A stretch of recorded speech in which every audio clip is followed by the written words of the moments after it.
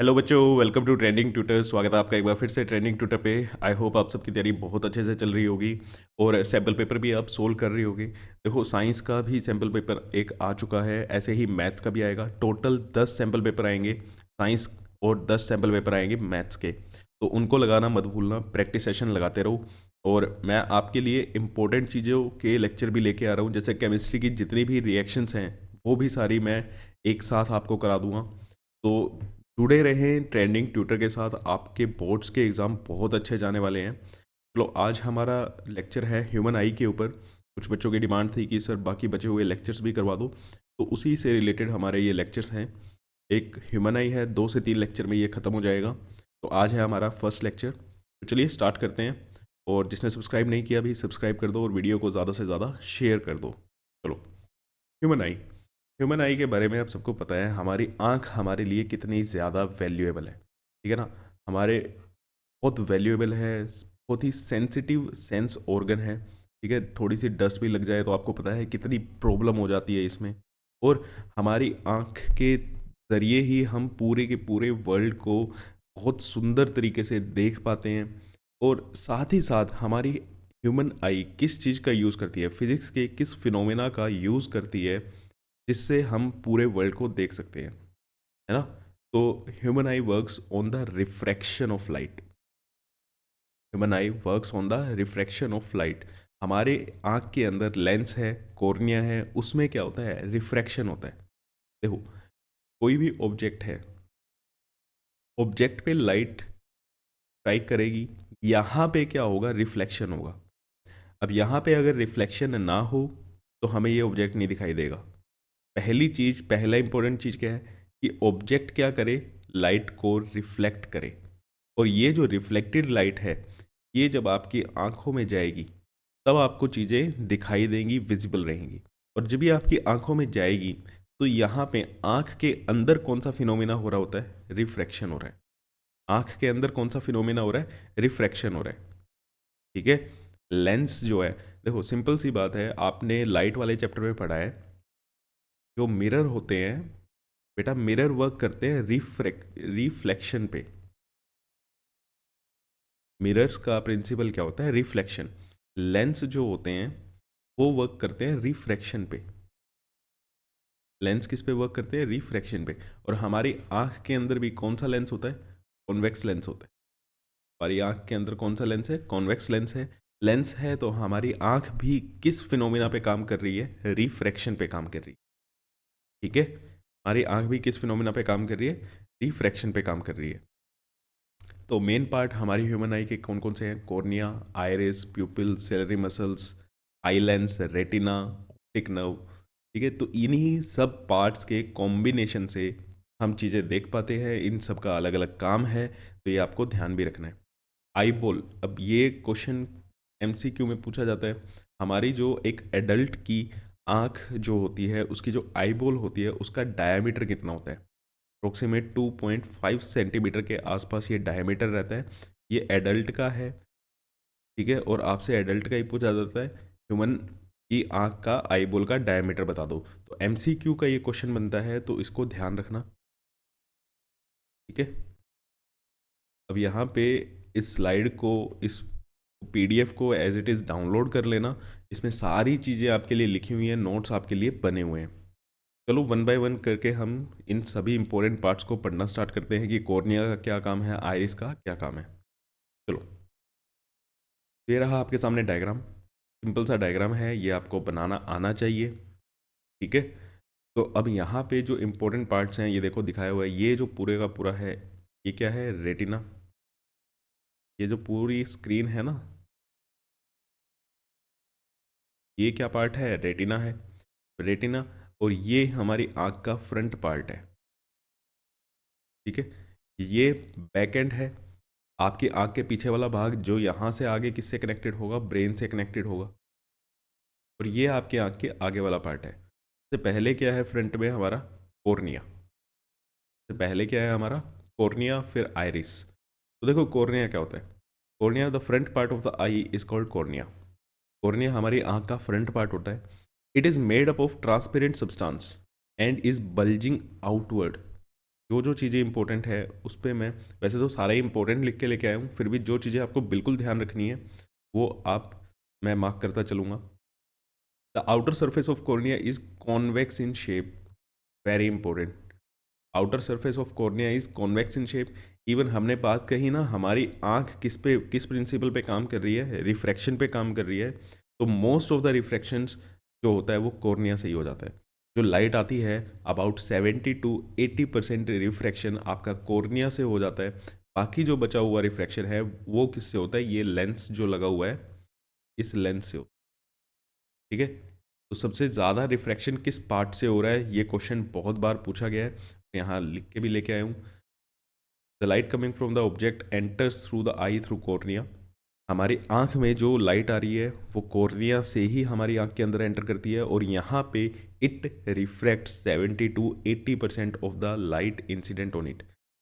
ये 70 से 80% रिफ्रैक्शन आपका कॉर्निया में होता है। बहुत ज़्यादा इंपॉर्टेंट पार्ट है। ठीक है, बहुत ज़्यादा ये इंपॉर्टेंट लाइन है, एमसीक्यू में बहुत बार पूछी गई है कि आंख के किस पार्ट से सबसे ज़्यादा रिफ्रैक्शन होता है, तो कॉर्निया से होता है। हमने जो प्रैक्टिस सेशन किए हैं उसमें भी ये क्वेश्चन हमने किया है। नेक्स्ट आ जाता है आइरिस एंड प्यूपिल। तो देखो ये जो ब्लू कलर का आपको पार्ट दिखाई दे रहा है यहाँ पे, ठीक है, ये और ये होता है आइरिस। अब आइरिस और यहाँ पे क्या दिखाई दे रहा है, ये एक होल है ना, ये क्या है, एक होल है। ये होल आइरिस के इन दोनों चीज़ों में जो ये बीच में गैप बच गया ना, इसे हम क्या कहते हैं, प्यूपिल कहते हैं। बच्चे कई बार प्यूपिल को समझ नहीं पाते कि प्यूपिल है क्या। प्यूपिल एक होल है, ठीक है। आइरिस के बीच में क्या है, एक होल है, उसे हम क्या कहते हैं, प्यूपिल कहते हैं। तो just behind the cornea is the I iris. अब आइरिस क्या होता है, कलर डायफ्राम, बहुत इंपॉर्टेंट पॉइंट, कलर डायफ्राम बोलते हैं। देखो आइरिस के अंदर कलर्ड पिगमेंट्स होते हैं। अब इसी के कारण हमारी आइज़ का कलर डिसाइड होता है, ठीक है ना। किसी की ब्लैक आइज़ होती है नॉर्मली, तो ज़्यादातर डोमिनेंट ट्रेट कौन सी है, ब्लैक है। लेकिन किसी की ब्राउन भी देखी होंगी आपने, है ना। तो वो जो आंखों का कलर जो डिसाइड होता है वो किससे होता है, आइरिस से ही होता है। It is a flat coloured ring shaped membrane behind the cornea of the eye. There is a hole in the middle of the iris. Iris के बीच में ये जो होल है इसे हम क्या कहते हैं, प्यूपिल। इसे हम क्या कहते हैं, प्यूपिल कहते हैं। The pupil is the hole in the middle of the iris. Pupil appear black because no light is reflected from it. तो आंख के किस पार्ट से कोई भी रिफ्रैक्शन नहीं होता है या कोई भी रिफ्लेक्शन नहीं होता है, प्यूपिल से, ठीक है। यहाँ पे कोई भी लाइट रिफ्लेक्ट नहीं करती, इसीलिए ये क्या दिखाई देता है, ब्लैक दिखाई देता है, ठीक है। अब नेक्स्ट चीज देखो, आइरिस हैज कलर्ड पिगमेंट्स। के पास क्या होते हैं, कलर्ड पिगमेंट्स होते हैं। The colour of the I depends on the colour of these pigment. तो मीन्स आइरिस के पास जो पिगमेंट्स हैं, ठीक है ना, उनमें कौन सा डोमिनेट रहेगा, कौन सा उभर के बाहर आएगा, उसी कलर की आपको क्या दिखेगी, आई दिखेगी। अब इसका काम क्या है, ठीक है ना, कॉर्निया से लाइट एंटर कर रही है। अब कितनी लाइट आगे जाएगी, ठीक है ना, कितना अमाउंट लाइट का आगे जाएगा, ये कौन कंट्रोल करता है, ये आइरिस कंट्रोल करता है। आपने कई बार देखा होगा या महसूस किया होगा, जब भी एकदम फ्लैश लगती है आपकी आंखों पे, ठीक है ना, कैमरे की एकदम फ्लैश मार दे तो आपकी आंखें ऑटोमेटिकली क्या हो जाती हैं, बंद हो जाती हैं, है ना। ऐसा क्यों होता है, जब बहुत ज़्यादा लाइट आ जाती है तो आइरिस क्या कर लेता है, आइरिस आंखों को मतलब शटर बंद कर लेता है। ये सिंपल सी बात है, ठीक है। The function of the iris is to control and regulate the amount of light entering the eye by adjusting the size of प्यूपिल।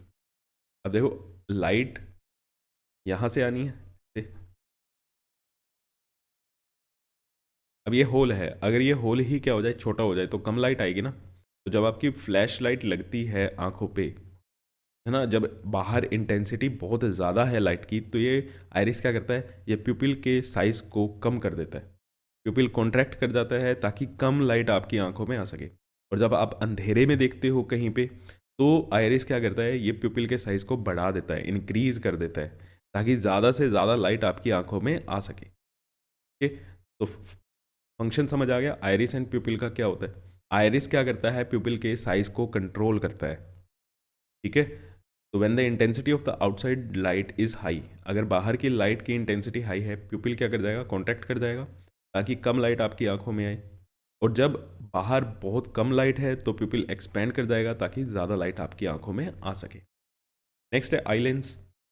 Eye lens पहली बात कैसा होता है, ये कॉन्वेक्स लेंस होता है। हमारी आंखों में कौन सा लेंस है, कॉन्वेक्स लेंस है। फ्लेक्सिबल होता है, मेड अप ऑफ प्रोटीन से बना है।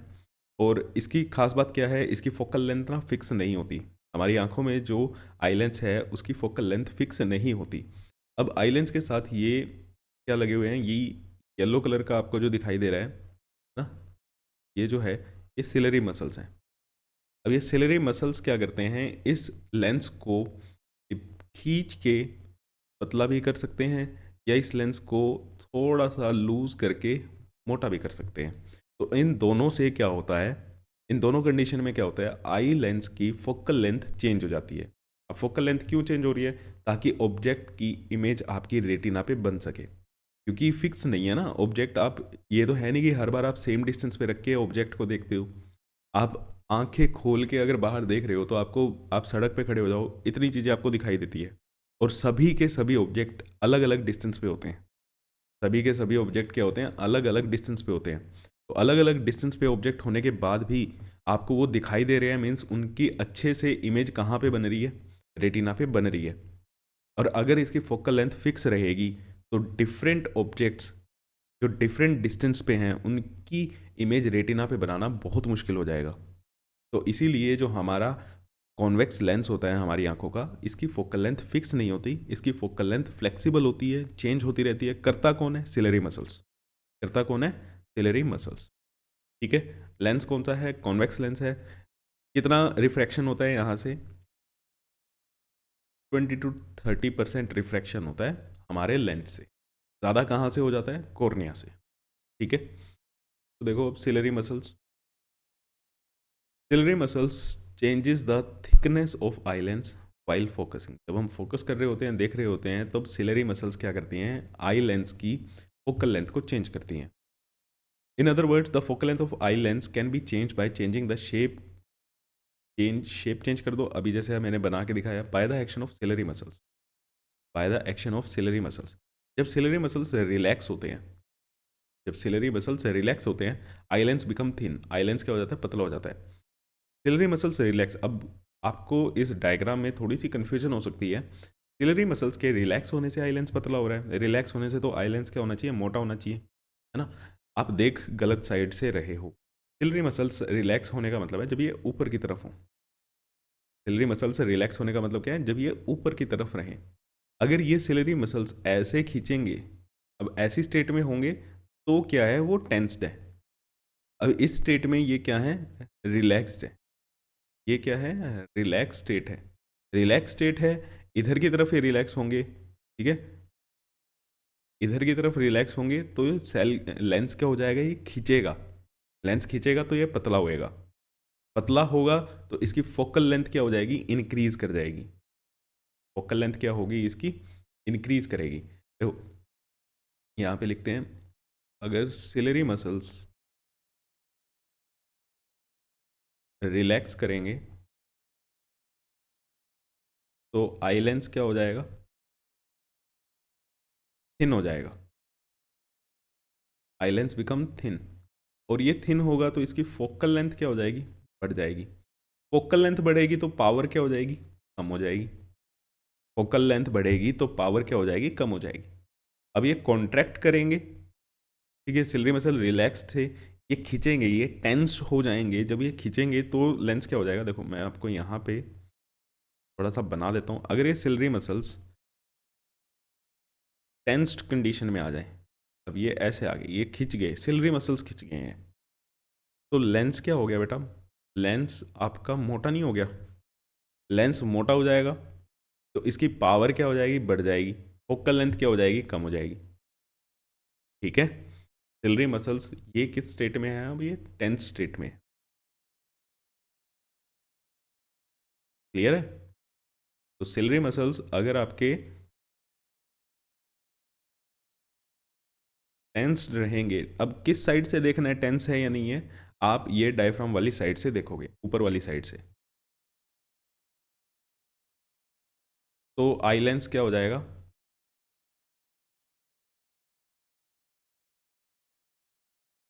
थिक हो जाएगा, मोटा हो जाएगा ये।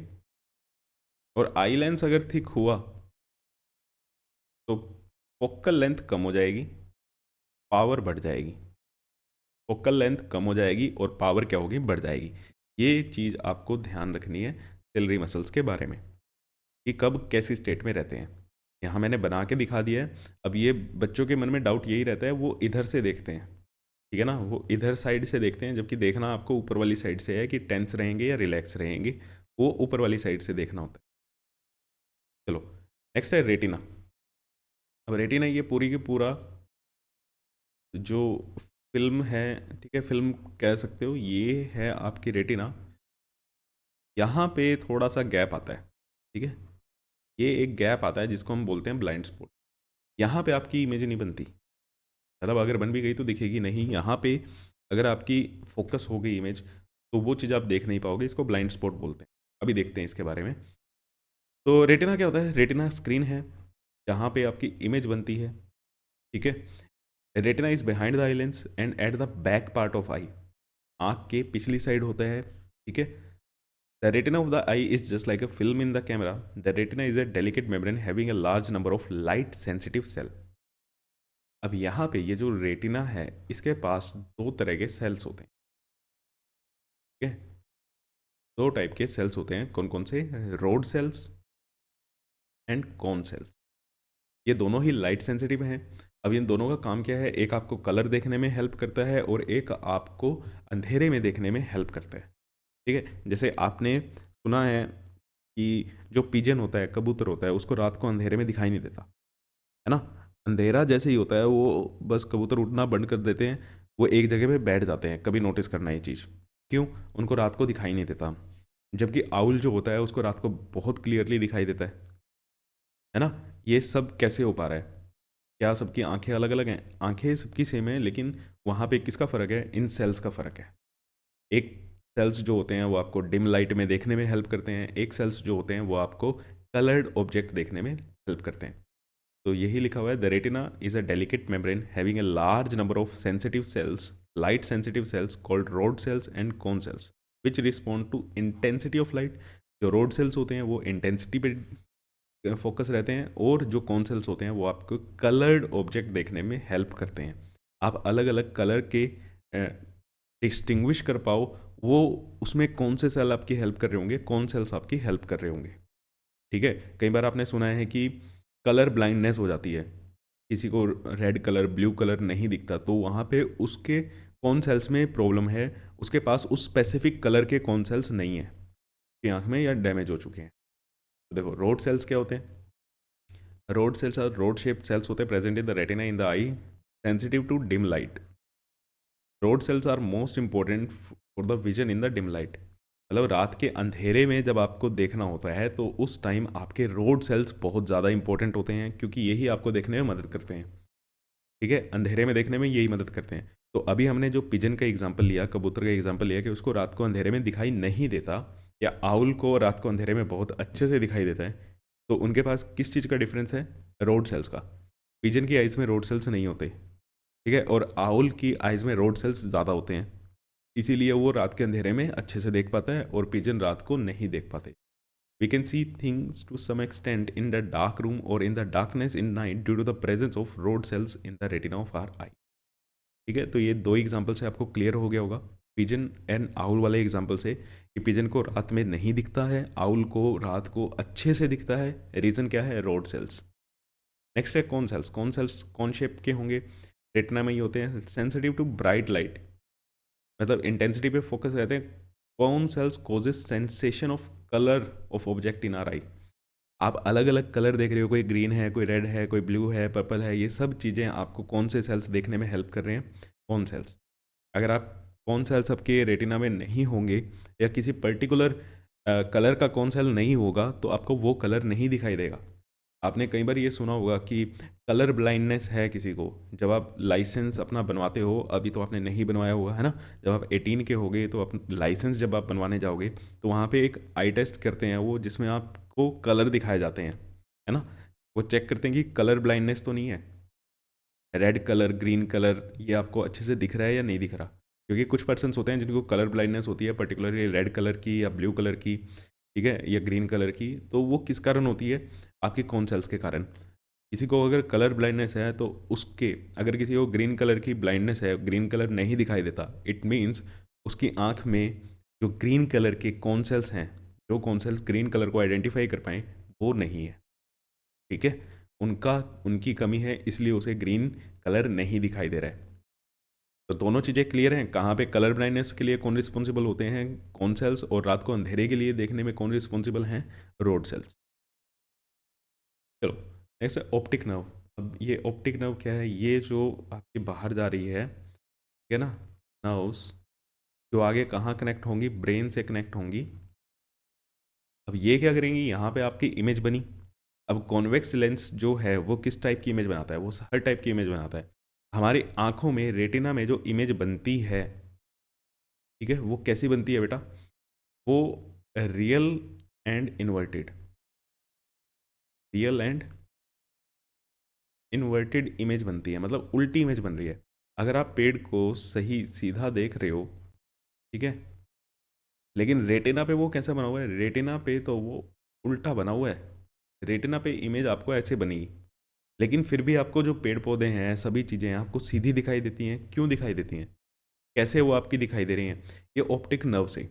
जब ये इमेज प्रोसेस होती है, ऑप्टिक नर्व से ब्रेन में जाती है, जब इसकी प्रोसेसिंग होती है तो ये इन्वर्टेड से इरेक्ट हो जाती है। रहेगी रियल ही, लेकिन उल्टी से सीधी हो जाएगी, ताकि आपको सारी चीज़ें सीधी दिखाई दें। क्लियर है? ताकि आपको सारी चीज़ें कैसी दिखाई दें? सीधी दिखाई दें। तो वो काम कहाँ होता है सारा का सारा? जब आपकी ये जो इमेज बनी, ये ऑप्टिक नर्व से ब्रेन में जाती है। तो ध्यान रखना, रेटिना पे जो हमारी इमेज बनती है वो कैसी बनती है? रियल बनती है, इन्वर्टेड बनती है। लेकिन फिर भी हमें सारी चीज़ें सीधी कैसे दिखाई देती हैं? जब इस इमेज की प्रोसेसिंग होती है, जब ये ऑप्टिक नर्व से ब्रेन में जा रही होती है, तब इसकी प्रोसेसिंग होती है और हमें सारी चीज़ें सीधी दिखाई देती हैं। तो रेटिना पे एक कैसी इमेज बन रही है? Real and inverted. तो ऑप्टिक नर्व के बारे में पढ़ते हैं। The rod and the cone cells get activated upon the illumination and generated electrical signal. अब जैसे ही यहाँ पे लेंस ने क्या करा? इमेज बनाई, कि लेंस से यहाँ पे इमेज बनी, फोकस हुई, तो यहाँ पे जैसे ही स्ट्राइक करेगी रेज, ये जो सेल्स हैं ये एक्टिवेट हो जाएंगी, यहाँ पे इमेज बनेगी, ये इलेक्ट्रिकल सिग्नल्स जनरेट करेंगे या नर्व इम्पल्सेस जनरेट करेंगे, और वो नर्व इम्पल्सेस वो ब्रेन में, देखो आपकी सारी की सारी प्रोसेसिंग जो होती है वो ब्रेन से होती है। कंट्रोल एंड कोऑर्डिनेशन चैप्टर आपने पढ़ा है ना? तो सारी की सारी चीज़ें हम आँख तो क्या है? कैमरा है, ठीक है। आप अपने फ़ोन के कैमरा में अगर कोई फ़ोटो खींच लेते हो, किसी पर्सन की फ़ोटो खींचते हो, तो वो फ़ोन को नहीं पता वो कौन है, वो आपको पता है ना, वो किस पर्सन की फ़ोटो है। फ़ोन तो एक जस्ट डिवाइस है। ऐसे ही हमारी आँख क्या है? एक डिवाइस है जो कैप्चर करने में मदद कर रही है, लेकिन वो कौन है, क्या चीज़ है, क्या ऑब्जेक्ट है, वो सारा का सारा प्रोसेसिंग कहाँ होती है? हमारे ब्रेन में होती है। तो यहाँ से इलेक्ट्रिकल सिग्नल्स जनरेट होते हैं, और वो इलेक्ट्रिकल सिग्नल्स ऑप्टिक नर्व से कहाँ जाते हैं? ब्रेन में जाते हैं, ठीक है। But at the juncture of optic nerve and I, आँख का ये, इस पार्ट की हम बात कर रहे हैं, जंक्चर ऑफ ऑप्टिक नर्व, यहाँ से ऑप्टिक नर्व जुड़ी हुई है, कनेक्टेड है।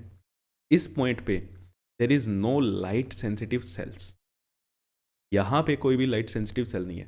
मीन्स अब क्या होगा कि अगर आपकी लेंस ने यहाँ पे फोकस कर दी, लेंस से कहाँ पे फोकस हो गई? यहाँ पे, इस पॉइंट पे अगर फोकस हो गई, तो यहाँ पे तो कोई भी सेल्स नहीं है।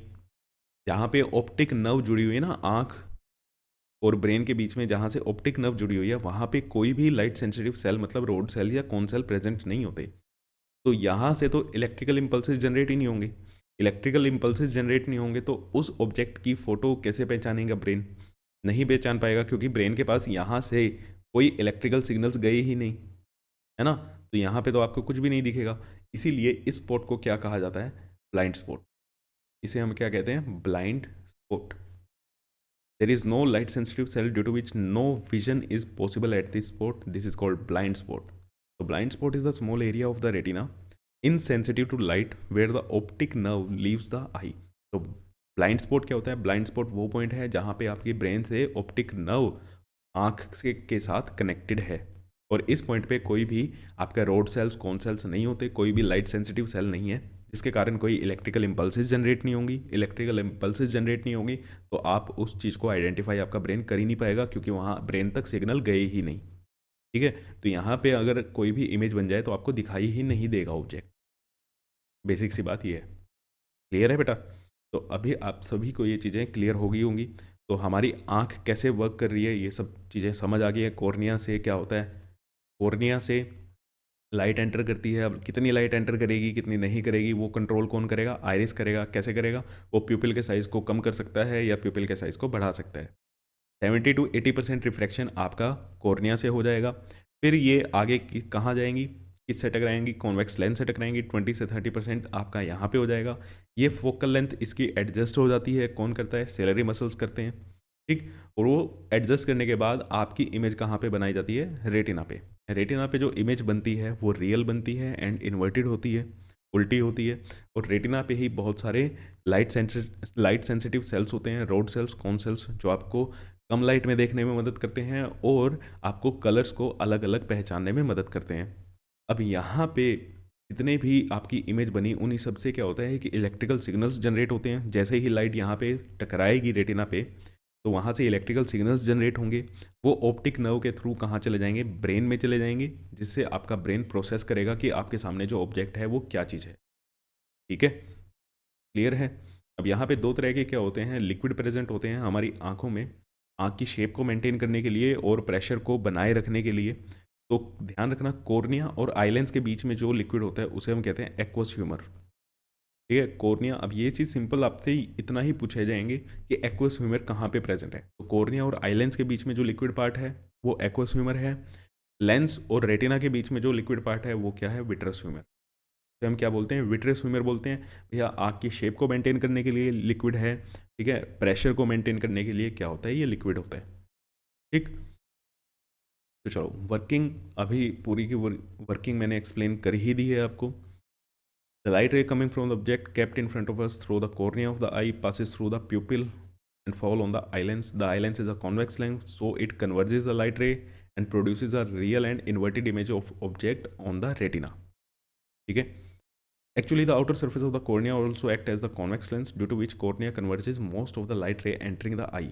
Only the final convergence of the light is done by the eye lens to focus the image of object exactly on the retina. ये बात हम कर चुके हैं कि 70 से 80% आपका रिफ्रैक्शन कहाँ हो रहा है? कॉर्निया पे हो रहा है। The image found on the retina is conveyed to brain by the optic nerve and gains of vision. आपको जो वर्किंग लिख के आनी है, अगर आपके डिटेल में आ जाए, ये 3 से 4 नंबर का आ जाए पूरा का पूरा ह्यूमन आई को एक्सप्लेन करना, तो आप यहाँ से कर सकते हो। सारे के सारे नोट्स आपके तैयार हो गए हैं, हर एक पार्ट आप डिटेल में पढ़ चुके हो, आपके पास वर्किंग भी आ चुकी है, डायग्राम भी आ चुका है। ठीक है, तो जस्ट आपको ये नोट्स क्या करने हैं? डाउनलोड करने हैं, और लिंक आपको पता ही है। अब ये बात होती है पावर ऑफ अकोमोडेशन ऑफ आई क्या होती है? पावर ऑफ अकोमोडेशन बेटा यही होती है कि हमारा जो आई लेंस है वो उसकी फोकल लेंथ क्या होती है? चेंज हो सकती है। ठीक है ना, इसी को क्या कहते हैं? पावर ऑफ अकोमोडेशन कहते हैं। ठीक है, the ability of eye lens to change its focal length by the action of ciliary muscles is called power of accommodation. पढ़ लेते हैं एक बार क्या होता है। Power of accommodation of the eye is the ability of a eye to observe distinctly the object situated at widely different distance from the eye on account of change in focal length of the eye lens bye the action of ciliary muscle. तो बड़ी अच्छी definition लिखी हुई है power of accommodation की। Simple भाषा में अगर बोलना चाहो तो आई लेंस मीन्स जो आपकी आँख के अंदर कॉन्वेक्स लेंस है, उसकी एबिलिटी कि वो अपनी फोकल लेंथ को क्या कर ले? चेंज कर ले। किसकी हेल्प से करता है? सिलरी मसल्स की हेल्प से करता है। इसी को हम क्या बोलते हैं? Power of accommodation. यहाँ पे वही चीज़ लिखी हुई है जो मैंने उस स्लाइड पे लिखी थी कि सिलरी मसल्स अगर रिलैक्स होंगी तो लेंस पतला हो जाएगा, लेंस पतला होगा तो फोकल लेंथ इंक्रीज हो जाएगी, पावर डिक्रीज हो जाएगी। क्योंकि हम जो चीज़ें देख रहे हैं वो सारे के सारे ऑब्जेक्ट हमारी आंखों के सामने सेम डिस्टेंस पे नहीं रखे हुए, वो सारे अलग अलग डिस्टेंसेस पे हैं। अलग अलग डिस्टेंसेस पे हैं तो उनको रेटिना पे फोकस करना थोड़ा सा मुश्किल है। फिक्स अगर फोकल लेंथ होगी तो रेटिना पे सबकी इमेज नहीं बनेगी, कोई चीज़ आपको ब्लर दिखेगी और कोई चीज़ आपको क्लियर दिखेगी। ठीक है, इसलिए क्या होता है, हमारे आई लेंस जो होता है उसकी फोकल लेंथ फिक्स नहीं होती, वो चेंज होती रहती है। कौन करता है? सिलरी मसल्स करते हैं। तो इस एबिलिटी को हम क्या बोलते हैं? Power of accommodation. क्योंकि पावर क्या हो रही है? कभी कम हो रही है, कभी ज़्यादा हो रही है।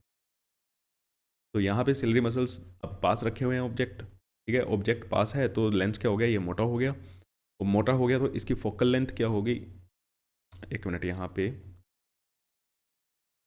इसमें गड़बड़ है, ये गलत लिखा हुआ है, आई लेंस क्या हो जाएगा, सेम चीज़ कॉपी हो गई है, आई लेंस क्या हो जाएगा, थिक हो जाएगा, फोकल लेंथ आपकी डिक्रीज हो जाएगी, और पावर आपकी क्या हो जाएगी, इंक्रीज हो जाएगी, ठीक है। तो अब यहाँ पे दो कॉन्सेप्ट आते हैं, एक कॉन्सेप्ट आता है फार पॉइंट और एक कॉन्सेप्ट आता है नियर पॉइंट। अब फार पॉइंट और नियर पॉइंट क्या होते हैं, देखो, the point closest distance eight which object can be seen clearly is called the near point. अब आप कहोगे कि हम तो बिल्कुल अपनी आंखों के पास भी अगर रख लें, ठीक है ना, बुक को रख लें तब भी हमें देख पाते हैं, लेकिन उस टाइम जब आप बिल्कुल पास अपनी आंखों के रखते हो, आपकी आंखों पे स्ट्रेस भी पड़ता है, आपकी आंखें दर्द भी करने लग जाएंगी जल्दी, है ना। तो एक सेफ डिस्टेंस जहाँ पे आप, मिनिमम डिस्टेंस जहाँ पे आप अब चीज़ों को क्लियरली देख सको, अलग अलग देख सको, वो जो नियर डिस्टेंस होता है उसे हम कहते हैं नियर पॉइंट, ठीक है, जहाँ पे आपको सारे ऑब्जेक्ट्स रख के पढ़ने चाहिए, जितनी दूर आपको रखना चाहिए, और जिसकी वैल्यू क्या होती है, 25 सेंटीमीटर, मतलब आप आँखों से 25 सेंटीमीटर दूर क्या रखो, आप ऑब्जेक्ट को रखो, तो आपकी आंखों पे कोई स्ट्रेन नहीं आएगा, आपकी आंखें दर्द नहीं करेंगी, ठीक है, स्ट्रेस नहीं फील होगा, और ये एक सेफ डिस्टेंस होता है। इसको बोला जाता है least distance of distinct vision, small D से लिखते हैं। लीस्ट डिस्टेंस मतलब कम से कम इतना डिस्टेंस होना चाहिए, डिस्टिंक्ट का मतलब ताकि आपको चीज़ें अलग अलग दिखाई दें। अगर आप यहाँ पे बुक रख के पढ़ रहे हो तो बुक में जितने भी वर्ड्स लिखे हुए हैं, लेटर्स लिखे हुए हैं, वो सारे आपको क्लियरली अलग अलग दिखाई देंगे, और आपकी आंखों पे कोई भी स्ट्रेस नहीं पड़ेगा, ठीक है। और इसी तरह से एक फार पॉइंट होता है कि आप दूर का, कितना दूर आप देख सकते हो। तो एक नॉर्मल आई जो है उसके लिए फार पॉइंट क्या होता है, इन्फिनिटी। यह सूरज भी आप देख रहे हो, चांद भी आप देख रहे हो, बहुत ज़्यादा दूर है, ठीक है ना, वो क्या है, बहुत ज़्यादा दूर है। तो फार पॉइंट कहाँ पे होता है हमारा, इन्फिनिटी पे, फॉर अ नॉर्मल आई, जो आई अच्छे से वर्क कर रही है, क्लियर। तो फार पॉइंट इन्फिनिटी पे और नियर पॉइंट 25 सेंटीमीटर पे हमारा होता है। चलो, ये आपकी आँख के बारे में था। आपकी आँख का पूरे के पूरे तरीके से नॉर्मल आई जैसे काम करती है, ठीक है, उसकी क्या फंक्शनिंग होती है वो हम पढ़ चुके। अब आपने देखा है कि कई बच्चों के चश्मा भी लगा होता है ना, उनको चीज़ें क्लियरली नहीं दिखाई देती, तो वो किस कारण से होता है, वो क्या डिफेक्ट्स होते हैं, 3 डिफेक्ट्स आपके दिए हुए हैं, चलो वो पढ़ते हैं। Defects of vision and their correction. Defects क्या होता है, देखो, ऐसा क्या चीज़ हो गई हमारी आंखों में जिससे हमें ऑब्जेक्ट क्लियरली नहीं दिखाई दे रहे। अब ऑब्जेक्ट अगर आपको क्लियरली देखने हैं तो उसकी इमेज कहाँ बननी चाहिए, रेटिना पे। तो अगर आपको क्लियरली नहीं दिखाई दे रहे तो मीन्स आपकी इमेज रेटिना पे नहीं बन रही है, सिंपल सी बात है। और इसी चीज़ को हम क्या कह देते हैं, डिफेक्ट कह देते हैं। जब आपकी आँख पे इमेज रेटिना पे नहीं बन रही तो ये क्या है, एक विजन का डिफेक्ट है कि आपको यहाँ पे दिखाई नहीं दे रहा है सही, आपको चीज़ें ब्लर दिखाई दे सकती हैं, ठीक है।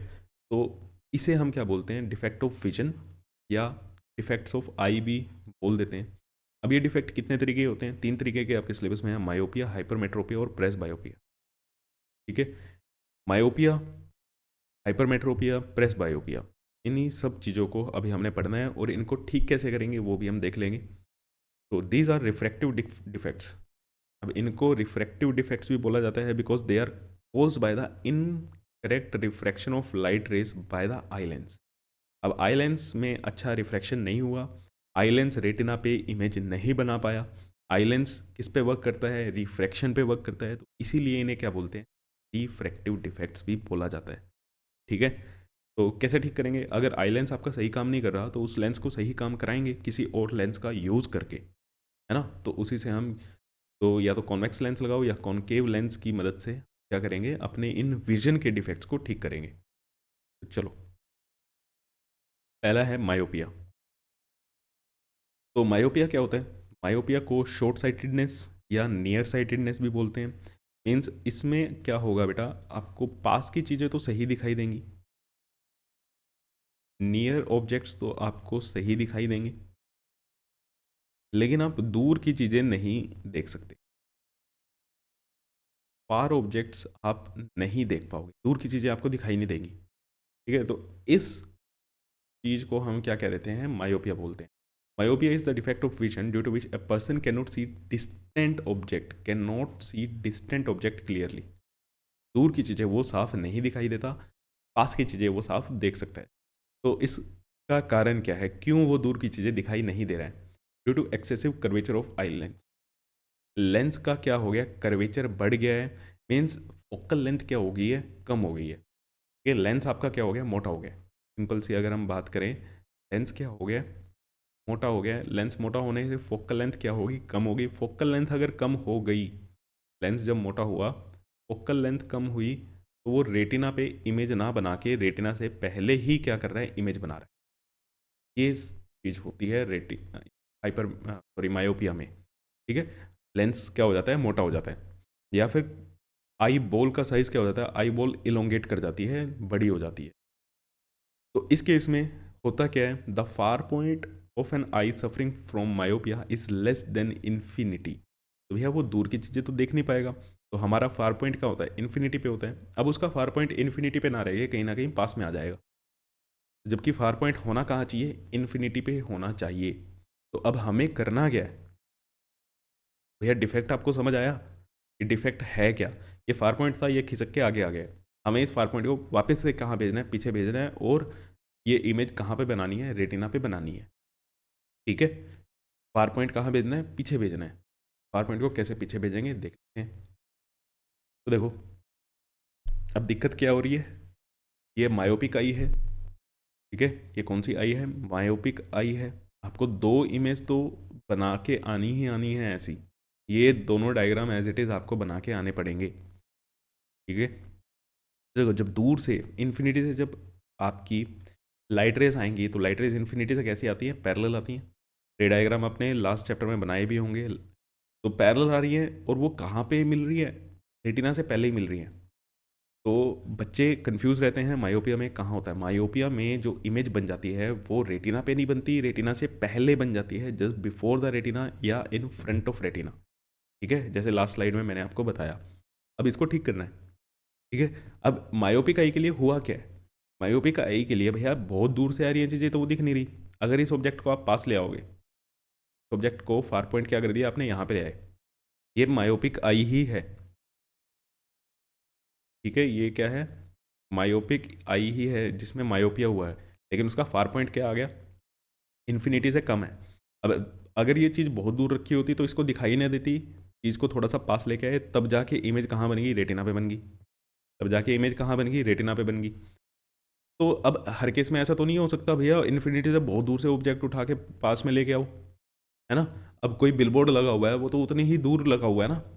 अब उसको आपको रीड करना है, नहीं रीड कर पा रहे हो आप, ये थोड़ी है बिलबोर्ड उतार के अपने पास ले आओगे, समझ रहे हो। तो आप उसके पास जाओ, या तो आप उसके क्या जाओ, पास जाओ। अब हर बार पास जाना ही ये चीज़ ठीक नहीं है, तो इसको करेक्ट कैसे करें, तो ये इसकी करेक्शन है। अब इसमें किया क्या है हमने, इसका फार पॉइंट यहाँ पे था, अब फार पॉइंट क्या था, यहाँ पे था। तो हमने यहाँ पे, यहाँ से क्या आ रही थी आपकी लाइट रेज जो आ रही थी, ऑब्जेक्ट अगर पास में रख रहे थे तो क्या था, वो ठीक दिखाई दे रहा था। लेकिन अब यहाँ पे ऑब्जेक्ट तो नहीं रख सकते ना, ऑब्जेक्ट तो आपका बिलबोर्ड तो आपका बहुत दूर लगा हुआ है। बिलबोर्ड क्या लगा हुआ है आपका, बहुत दूर है। बिलबोर्ड का एग्जांपल ले लेते हैं, यहाँ पे बिलबोर्ड क्या है आपका, बहुत दूर है। अब ये तो है नहीं कि बिलबोर्ड को उठा के आप यहाँ पे रख दो, लेकिन आपकी आंख कब देख पाएगी उसको सही, जब वो यहीं पे हो, बिलबोर्ड आपका यहीं पे लगाओ। तो क्या करा, ये एक लेंस लगा दिया। ठीक है, कॉनकेव लेंस लगाया। अब कॉनकेव लेंस जब इस बिलबोर्ड को देखेगा, अब ये कॉनकेव लेंस क्या करेगा, इस बिलबोर्ड की एक वर्चुअल इमेज बना देगा इस पॉइंट पे, जहाँ पे वो सही देख पाती है आई। अब ये आंख दूर का तो देख नहीं पा रही थी, बहुत दूर था जब ये बिलबोर्ड, तब तो देख नहीं पा रही थी। लेकिन अगर बिलबोर्ड यहाँ होता तो देख पाती ना। तो हमें कैसे ना कैसे करके उस बिलबोर्ड को जो बहुत दूर है, उसको यहाँ पे लेके आना है। तो उसको यहाँ पे लेके आने के लिए क्या करा, एक कॉनकेव लेंस लगाया। अब इसकी पावर एडजस्टेड होती है, कितना लगाना है, कितनी पावर का लगाना है, वो सब कैलकुलेट करेंगे जब हम क्वेश्चन इसके लगाएंगे। तो यहाँ पे जब क्या करा, सॉरी, बिलबोर्ड बहुत दूर था, बिलबोर्ड को इस लेंस की मदद से उसकी बिलबोर्ड की एक वर्चुअल इमेज यहाँ पे बनाई, बिलबोर्ड की एक वर्चुअल इमेज यहाँ पे बनाई। अब इस आँख के लिए, क्या ना, इस कॉन्वेक्स लेंस के लिए वो बिलबोर्ड कहाँ पे दिखाई दे रहा है इसको, इसको लग रहा है कि ये यहाँ से इसकी इमेज आ रही है, बिलबोर्ड पास में आ गया। क्लियर है? जबकि ऐसा हुआ नहीं है। हुआ क्या है, जो चश्मे में हमने कॉनकेव लेंस लगाया है उस कॉनकेव लेंस ने वो दूर खड़े बिलबोर्ड की इमेज पास में बना दी। इमेज क्या करी, पास में बना दी, ये वर्चुअल इमेज बना दी बिलबोर्ड की एफ पॉइंट पे। और अब इस आंख को लग रहा है ये जो लाइट रेज आ रही हैं ये बहुत दूर से नहीं आ रही, ये इस एफ पॉइंट से आ रही है, और जब ये एफ पॉइंट से आएंगी तब ये रेटिना पे तो इमेज बना ही देगा और आपको क्लियरली बिलबोर्ड दिखाई दे जाएगा। ठीक है? तो बच्चे थोड़ा सा कंफ्यूज रहते हैं कि करेक्शन हुआ कैसे है। भैया बहुत दूर था, नहीं दिखाई दे रहा था, पास आता तो दिखाई दे जाता। अब बहुत दूर की इमेज चीज़ें उठा के पास में कैसे रखें, तो कॉनकेव लेंस की हेल्प से हमने वो चीज़ की। क्लियर है? तो बिलबोर्ड की इमेज, वर्चुअल इमेज यहाँ पे बनाई। अब ये चीज़ आपको अगर समझने में दिक्कत हो रही है तो आप अपने वो जो लेंस के रे डायग्राम्स हैं उसको थोड़ा सा रिवाइज करना। कॉनकेव लेंस क्या करेगा, यहाँ पे वर्चुअल इमेज इसकी बनाएगा। ठीक है? तो myopic I is corrected by using the spectacled containing concave lens. Myopic eye को कैसे ठीक करते हैं, कॉनकेव लेंस से ठीक करते हैं। तो यहाँ पे ये जो सारी की सारी वर्किंग लिखी हुई है, हुआ कैसे, ठीक है, जो मैंने अभी आपको बताया है उसकी सारी वर्किंग ये थी।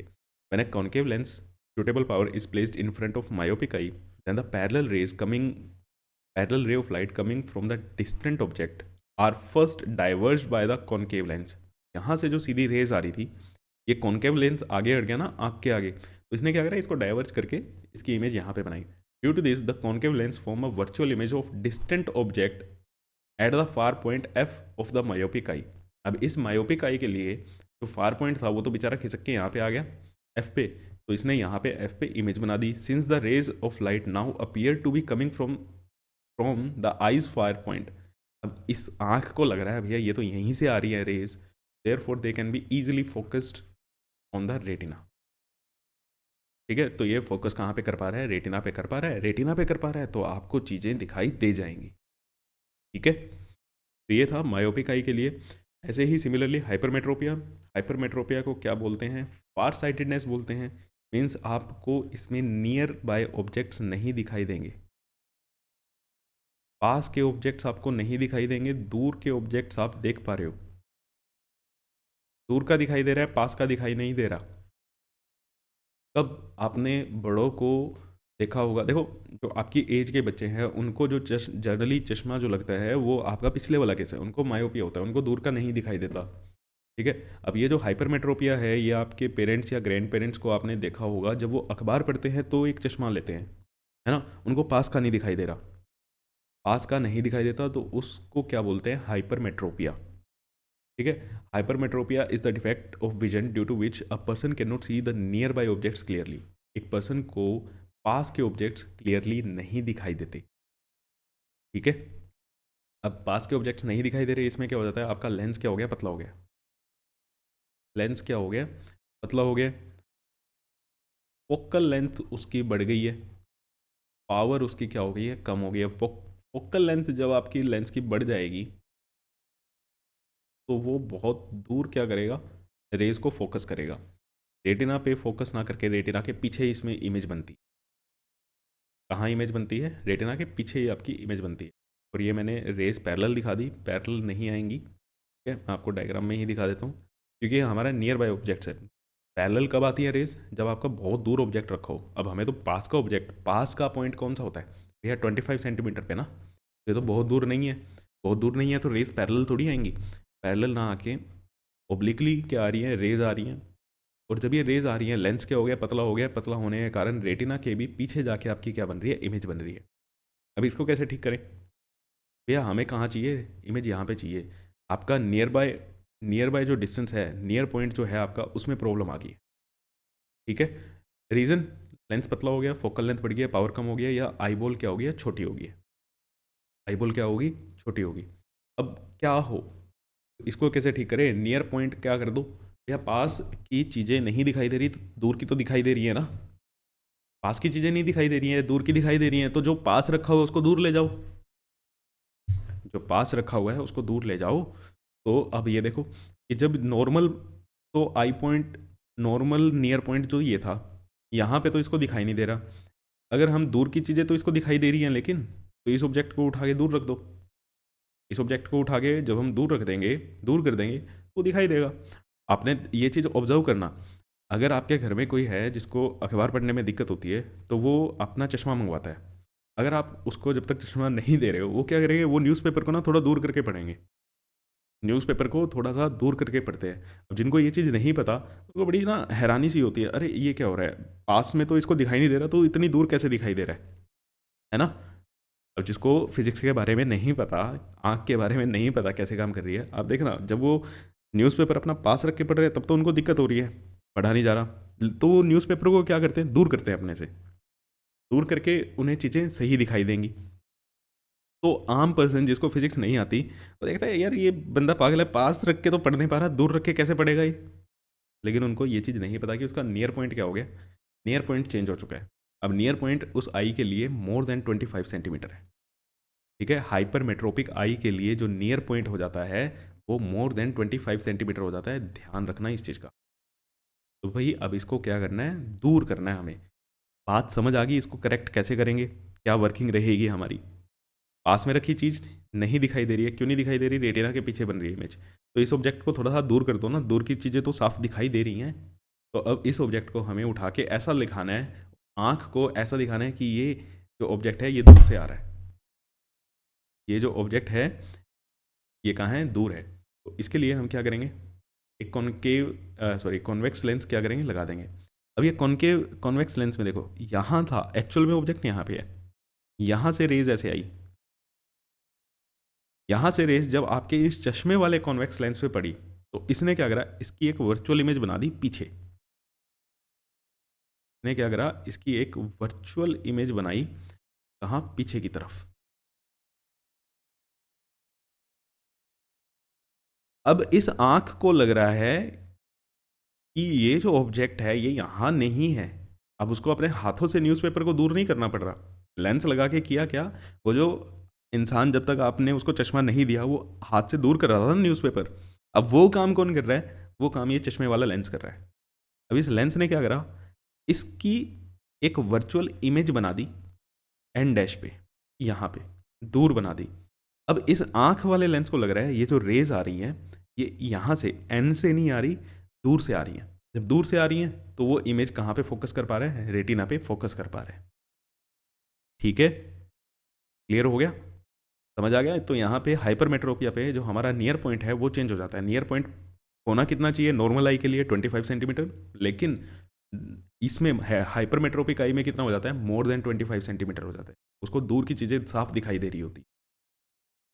क्लियर है, यही सब चीज़ें यहाँ पे अगेन लिखी हुई हैं। Hypermetropic I is corrected by using a spectacle of convex lens. तो फिगर वगैरह ये सब काट देना, तो लिख के आने की ज़रूरत नहीं है। Where a convex lens of suitable power is front in the mirror of hypermetropic eye, then the divergence ray light coming from the nearby object are first converged by this convex lens। तो आंखों पे आने से पहले ये चश्मे वाला convex lens इसको क्या कर देगा, डाइवर्ज कर देगा।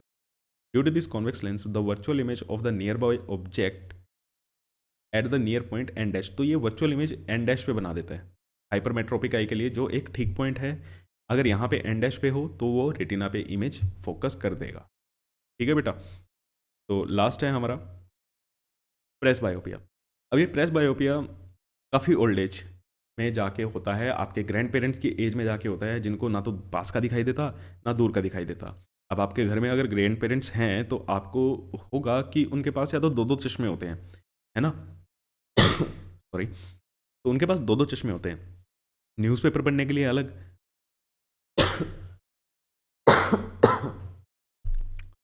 सॉरी, न्यूज़पेपर पढ़ने के लिए अलग चश्मा होता है, और जब वो बाहर घूमने जाते हैं, सैर पे जाते हैं, तो वो एक अलग चश्मा होता है ना। या फिर कहीं पे एक ही चश्मा होता है, उसमें दो अलग अलग लेंस होते हैं। अगर किसी के पास एक ही है तो दो अलग अलग लेंस होते हैं, नीचे का लेंस अलग होता है, ठीक है, और ऊपर का लेंस अलग होता है। आप इस चश्मे को ध्यान से देखोगे, ठीक है, तो भी आपको दिखाई दे जाएगा। एक ही चश्मे के अंदर दो दो लेंसेज होते हैं, नीचे कॉन्वेक्स लेंस लगा होता है, ऊपर कॉन्केव लेंस लगा होता है। तो ओल्ड एज में जाके होता है, इसका रीज़न क्या है, सिलरी मसल्स काफ़ी वीक हो चुकी होती हैं। सिलरी मसल्स देखो ओल्ड एज में न्यूट्रिशन बॉडी इतना अच्छे से नहीं ले पाती है ना, तो हमारी वर्किंग हाथ पैर, कहते हैं ना हाथ पैर ढीले हो जाते हैं भाई, तो उसके कारण सिलरी मसल्स प्रॉपरली काम नहीं कर पाती। जो वो आई लेंस की फोकल लेंथ एडजस्ट कर पा रही थी वो अब नहीं कर पा रही। ठीक है, इस कारण से ये चीज़ें होती हैं। तो भैया या तो दोनों चश्मे बनवा लो, ठीक है, या फिर एक ही चश्मे में क्या कर लो, दोनों लेंस लगा लो। इसको हम बाईफोकल लेंस भी बोल देते हैं। ठीक है, तो इसको करेक्ट कैसे करोगे, बाईफोकल लेंस का यूज़ करके जिसके अंदर दोनों ही फोकल लेंथ आपकी हो, कॉनकेव भी और कॉन्वेक्स भी। ठीक, तो ये था आपका चैप्टर। इसके बाद एक मोटे से दो चीज़ें और आती हैं। एक होता है, एक डिफेक्ट होता है एस्टिग्मेटिस,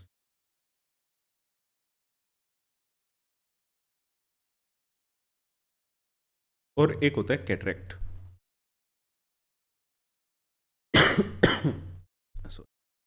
एक होता है एस्टिग्मेटिस और एक होता है कैटरेक्ट। अब देखो, जो एक नॉर्मल आई है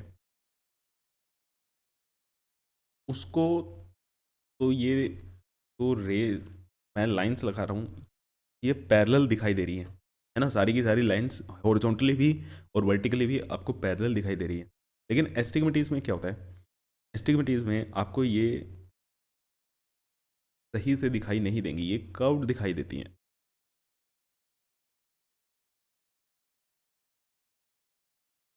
ये कुछ ना ऐसा दिखाई देता है एस्टिग्मेटिस में। तो इसको करेक्ट कैसे करते हैं, सिर्फ आपका करेक्शन याद रखना कि एस्टिग्मेटिस की करेक्शन कैसे की जाती है। करेक्टेड बाय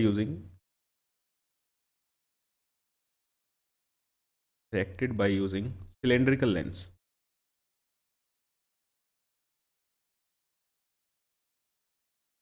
सिलेंड्रिकल लेंसेज का यूज़ किया जाता है चश्मे में ना, सिलेंड्रिकल लेंस होते हैं, कुछ ऐसे लेंसेज होते हैं।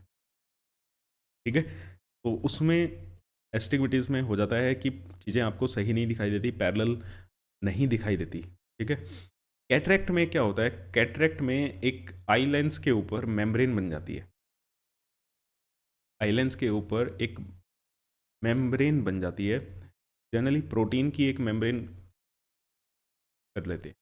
कैटरेक्ट आपने सुना भी होगा, मोतियाबिंद होगा, किसी को काला मोतिया या सफ़ेद मोतिया, आंखों में ना ब्लर दिखाई देता है, सफ़ेद सी चीज़ें दिखाई देती हैं। ठीक है, जो भी आप देखते हो एक वाइट से कलर का पॉइंट दिखाई देता है आपको। ठीक है, किसी की भी आंख में होता है, तो आई लेंस के ऊपर एक मेम्ब्रेन बन जाती है प्रोटीन की।